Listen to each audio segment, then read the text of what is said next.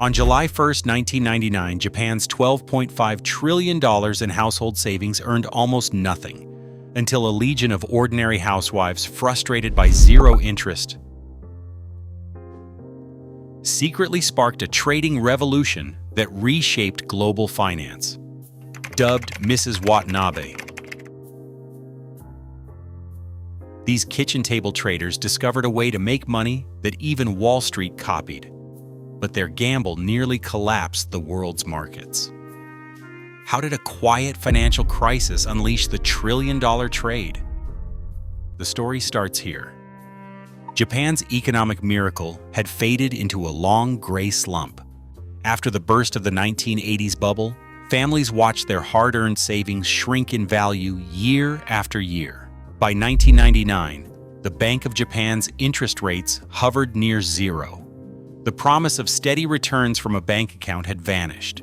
Over $10 trillion sat idle in Japanese households, more than the entire economy of China at the time. Yet for all that wealth, the returns amounted to almost nothing. For generations, it was custom for Japanese wives to handle the family budget, tracking every yen with a kakeibo ledger. This discipline, born out of habit and necessity, kept households afloat through booms and busts. But now the math no longer worked. Even with careful saving, the future looked uncertain. With more than half of all household assets locked away in cash and deposits, families faced a hard truth. Their savings, once a source of security, had become a dead weight. The pressure built quietly. Women in their 30s and 40s, responsible for the family's financial health, found themselves searching for answers. The old ways offered no way forward. Something had to change. Imagine a family budget where the monthly allowance barely grows, no matter how carefully it's saved. Now picture the same household discovering a way to turn those stagnant savings into a steady trickle of income without ever leaving the kitchen table. That's the logic behind the carry trade. With Japanese banks offering interest rates near zero, housewives began looking abroad for better returns. The basic idea was simple: borrow yen at home, where it cost almost nothing, and exchange it for a currency like the Australian dollar, which paid far more in interest. Every day they held on to those foreign currencies, they earned a small credit, known as rollover income, just for bridging the gap between Japan's rock-bottom rates and higher yields overseas. Online brokers made it possible to do all this with a few clicks, offering margin accounts that let traders control positions much larger than their actual savings. A modest deposit could unlock access to tens or even hundreds of times that amount, multiplying both potential gains and risks. For many, it felt like turning financial dead weight into a new source of a household income. The mechanics were as straightforward as the family ledgers they'd kept for years: borrow low, lend high, and pocket the difference. But beneath the surface, new risks were quietly building. August 1998 delivered a harsh lesson to Japan's new generation of currency traders. The Russian government defaulted on its debt, sending shockwaves through global markets. In Tokyo, the yen, usually steady, suddenly surged. Charts from that summer show the dollar falling from 147 yen to nearly 111 in just a few weeks. For early retail traders holding leveraged bets against the yen, it was a financial earthquake. Margin accounts, which once seemed like a ticket to easy income, became a trap door. Brokers issued margin calls as positions collapsed. Some housewives lost entire savings in a single day, watching years of careful budgeting vanish in hours. The risk wasn't abstract anymore. It was real, and it struck at kitchen tables across the country. Stories spread in online forums of families forced to cut back on essentials after being wiped out. The promise of steady income from the carry trade had a dark side. When global panic drove the yen higher, even the most cautious strategies could unravel. The 1998 crisis left a scar, but it also offered a warning. Currency markets, for all their promise, could turn on anyone in an instant. For Japan's household traders, the lesson was clear. This new world required more than discipline and hope. It demanded respect for risk. March 2001 brought a radical experiment from the Bank of Japan: quantitative easing. For the first time, a major central bank began flooding the financial system with cash, buying government bonds in bulk, and pushing interest rates even lower. The old rules of saving no longer applied. Returns on deposits vanished almost entirely. But for tech-savvy women in Tokyo apartments and suburban homes, this was not just a crisis, it was an opening.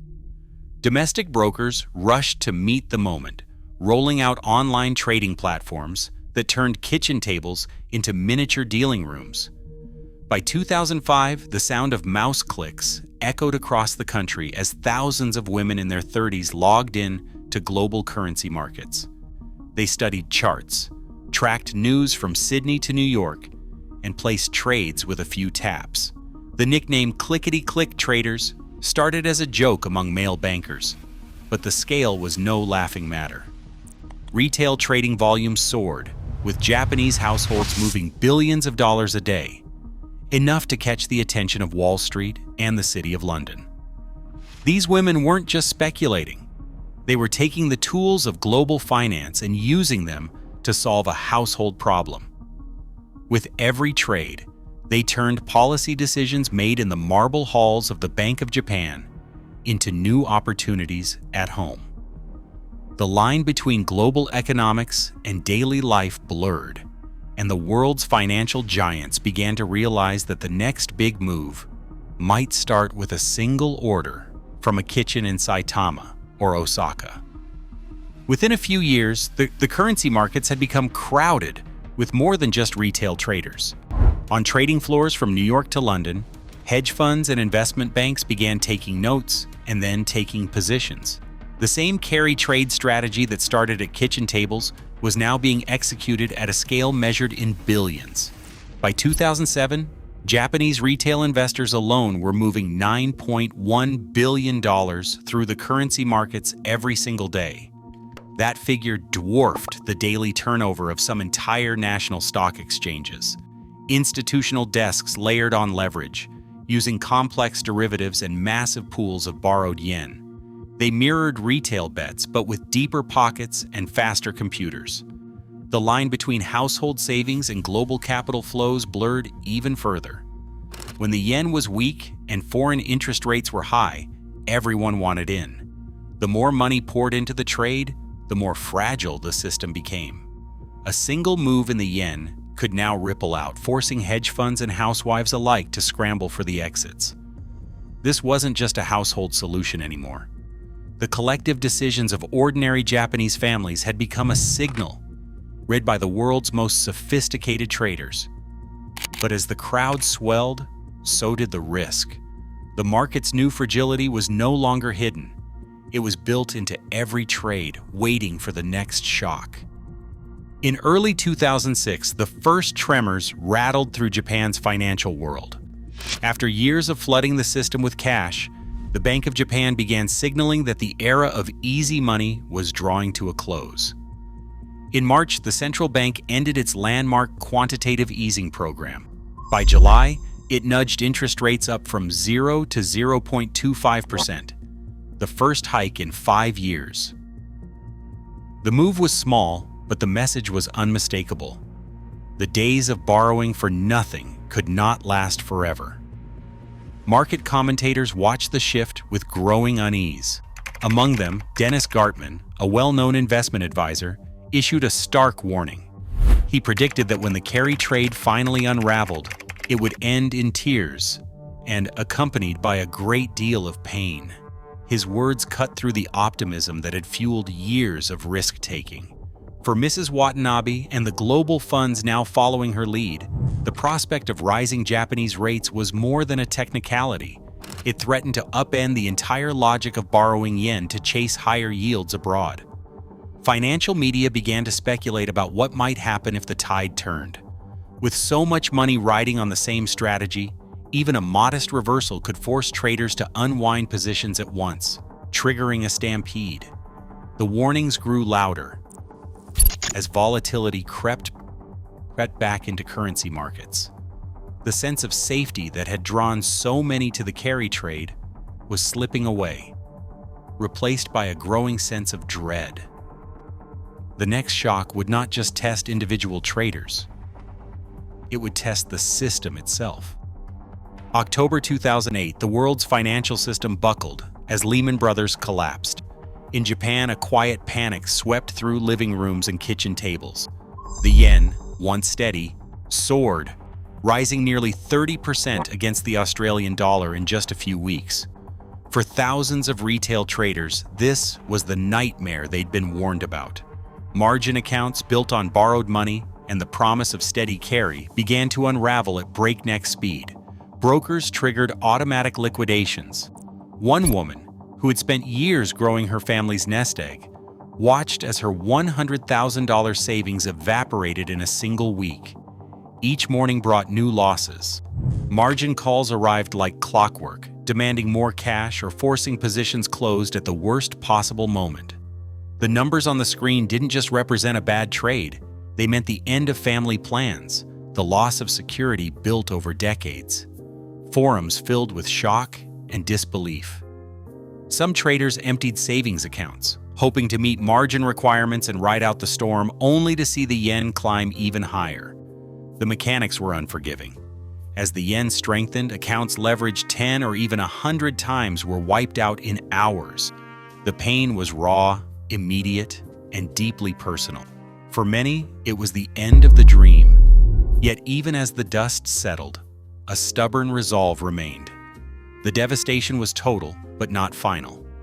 Those who survived would need to reinvent themselves, learning from the wreckage left by the worst week in modern currency trading history. Out of the wreckage of 2008, a new kind of household trader took shape. The days of quiet, long-term carry trades gave way to something faster and more tactical. Instead of holding positions for months, women began to scan the markets for daily swings, learning to spot patterns and time their moves with precision. Online forums, once filled with shock and grief, turned into classrooms and support networks. Here, strategies were dissected and shared. And the lessons of loss became fuel for smarter, bolder trading. Yukiko Ikebe stands out among these new pioneers. Starting with modest sums, she built her skills in commodity futures and currency trading, eventually turning her kitchen table operation into a personal fortune. Her $4 million gain wasn't luck. It was the result of careful study, relentless practice, and a willingness to adapt. Ikebe's story circulated widely, inspiring others to believe that expertise, not just capital, could change a family's fate. Community became a lifeline. Mayumi Tori, another determined trader, founded the FX Beauties Club, a space for women to swap tips, analyze charts, and support each other through the wild swings of the market. The club's members, once dismissed as amateurs, grew into a network of seasoned traders, pooling their knowledge to weather new storms. These women didn't just recover from disaster, they redefined what was possible. By embracing short-term strategies and peer education, they forged a new identity. Not victims of the market, but architects of their own financial futures. The spirit of Mrs. Watanabe was no longer just about caution and thrift. It was about resilience, collaboration, and the quiet confidence that comes from mastering a world once closed to outsiders. A new prime minister swept into office with a bold promise: revive Japan's stagnant economy and restore its lost confidence. Shinzo Abe's arrival in late 2012 set off a frenzy in financial markets. The centerpiece was Abenomics, a mix of massive monetary easing, government spending, and structural reform. For months, the Nikkei 225 surged, climbing more than 30% in the first 3 months alone. Money poured into stocks at a pace not seen in decades. Headlines celebrated the rally, and for many Japanese households, it felt like a long-awaited payoff. The kitchen table traders who had weathered years of low returns and market shocks now saw their accounts swell. Margin trading, once the domain of a few, became a national pastime as retail investors chased the rally with fresh capital. But the euphoria came with a warning label. On May 23, 2013, the Nikkei plunged over 7% in a single day, its sharpest drop since the Fukushima disaster. Analysts scrambled for explanations. Some pointed to shifting U.S. bond yields, others to algorithmic trading. Yet in newsrooms and trading floors across Tokyo, the spotlight landed on Mrs. Watanabe. Reports blamed a wave of household profit-taking for triggering the rout. Retail investors, quick to lock in gains, sold en masse, amplifying the panic. The same collective force that had helped fuel the boom was now accused of pulling the plug. Trillions of yen in market value evaporated in hours.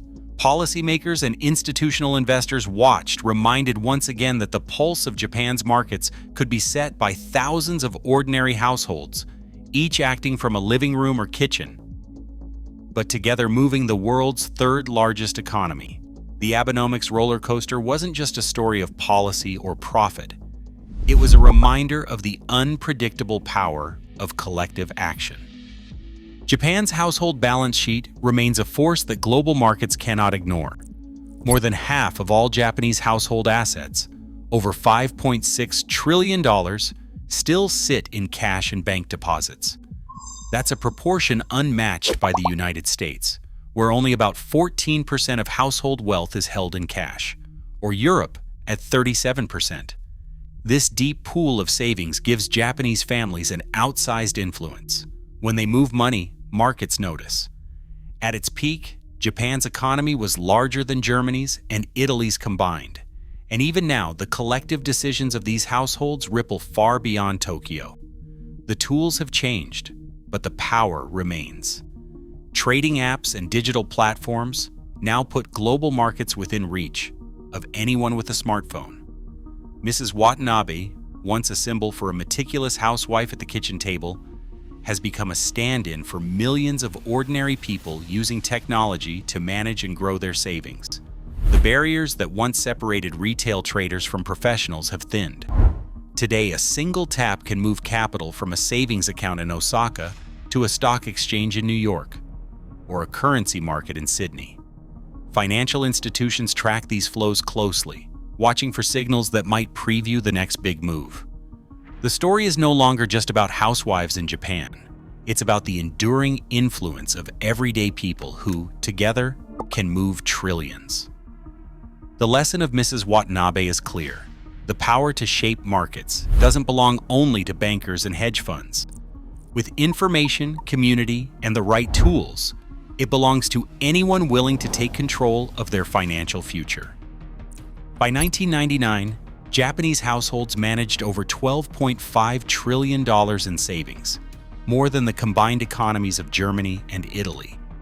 This extraordinary pool of capital, shaped by decades of low interest rates and economic stagnation, drove ordinary housewives to pioneer the yen carry trade, an approach that global banks and hedge funds would later imitate. The 2008 financial crisis revealed both the risks and resilience of these retail traders, with some losing entire life savings in days, while others adapted to new strategies and technologies. Today, more than half of Japanese household assets remain in cash and deposits, a figure that continues to draw intense scrutiny from financial markets worldwide. Despite detailed accounts of Mrs. Watanabe's influence, the full extent of their collective impact remains difficult to measure, due to the private nature of household trading records. What is clear is that the actions of millions of individual savers from their kitchen tables prove that ordinary people can move trillion-dollar markets, leaving a lasting mark on global finance.